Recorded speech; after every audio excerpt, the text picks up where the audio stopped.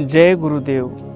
गुरु पादोदकाची धार स्वयं मस्तकी पडतसे वारंवार. ऐशी भावना सत्वर करावी शिष्यवरे. तया अमृत धारे करून गुरु बीजाक्षराचे होय संजीवन. नित्य नवे बोधांकुर जाण प्रगट होय अंतरी. या ओवीतून माऊली आपल्या जीवनातला अनुभव सांगतात. माऊलीनं केलेली गुरुभक्ती आणि त्यातून त्यांना प्राप्त झालेलं ज्ञान. मन्मथ माऊली गुरुभक्त होते. मानूर मठात राहून श्री गुरु बसवराज स्वामीची निरपेक्षपणे सेवा केली. गुरुनं सांगितलेल्या मार्गाप्रमाणे आचरण केलं आणि माऊली इतके समर्पित भक्त होते. जे काही करत आहेत ते माझे गुरु माऊलीच करत आहेत असा त्यांचा भाव. त्यांनी लिहिलेल्या परमरहस्य, स्वयंप्रकाश, गुरुगीता आणि अभंग रचना या समग्र ग्रंथातून प्रगट होतो. माऊली म्हणतात, तुम्हाला जर जीवनामध्ये ज्ञान मिळवायचं असेल, ज्ञान तुम्ही ज्ञान स्वरूपच आहात, पण मी देह आहे हा अज्ञान दूर करून तुम्हाला जर आत्मबोध प्राप्त करून घ्यायचं असेल तर दोन बाधा आहेत. एक आहे स्वार्थ आणि दुसरी आहे अहंकार. या दोन गोष्टी बाजूला निघाल्याशिवाय तुम्हाला स्वतःचं दर्शन, स्वस्वरूपाचा साक्षात्कार अनुभूती होणार नाही. आणि हे करण्यासाठी तुम्हाला तुमचं मस्तक सद्गुरुनाथाच्या चरणावर टेकवल्यानंतर तुमचा अहंकार निघून जातो. पण मस्तकाला सदैव चरणावर टेकवण्याचं भाग्य सतत लाभेल का? लाभणार नाही. कारण त्याला काळ वेळेची मर्यादा आहे. पण तुम्ही मानस पूजा करू शकता. मानस पूजा कसं करायची आहे या ओवीतून सुंदर रचना करून आपला अनुभव माऊली सांगतात. गुरु पादोदकाची धार. सद्गुरुनाथ बसलेले आहेत. त्यांच्या सहस्त्रार चक्रापासून निघणारा चैतन्याचा झरा, आनंदाचा झरा, प्रेमाचा झरा, त्यांची चैतन्य शक्ती त्यांच्या चरणात वरून त्या ज्ञानाचा प्रवाह माझ्या मस्तकावर पडत आहे. ते ज्ञानरूपी जल, ते चैतन्यरूपी जल माझ्या मस्तकावर पडत आहे आणि माझ्या मस्तकातलं अहंकार आणि स्वार्थ निघून जात आहे. अशी शिष्यानं सदैव भावना करावी असं माऊली म्हणतात.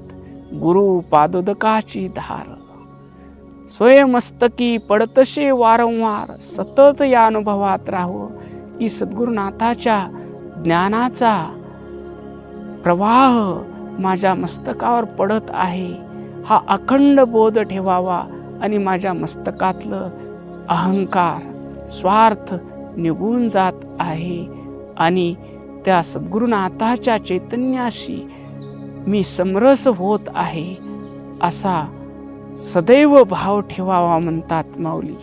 मग असं केल्यानंतर काय होतं म्हणतात, तया अमृतधारे करून. ती अमृतधारा मस्तकावर पडत आहे अशी शिष्यानं भावना केल्यानंतर सद्गुरुनाथानं जो मंत्र दिलेला आहे, ओम नमः शिवाय, बीज मंत्र हा नमः शिवाय आपलासा केला.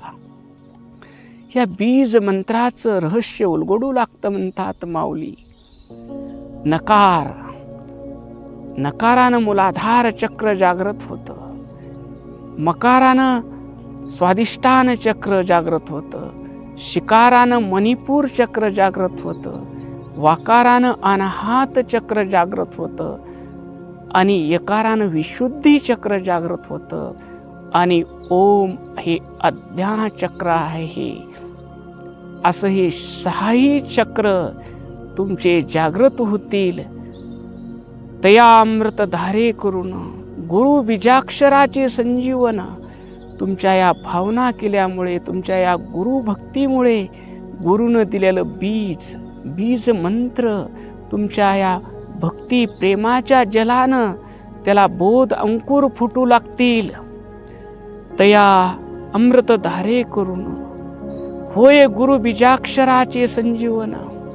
त्या गुरु बीजाक्षराला भक्तिरूपी प्रेमरूपी गुरुच्या श्रद्धेरूपी जल मिळल आणि त्याचं संजीवन होईल. ते अंकुरित होतील. अंकुरित झाल्यानंतर माऊली स्वतःचा अनुभव सांगतात. नित्य नवे बोधांकुर जाण. माऊली म्हणतात, मी ज्यावेळेस अशी भावना केली त्यावेळेस माझ्या अंतरंगातून नित्य नवे बोधांकुर गुरुकृपेने प्रकट झाले.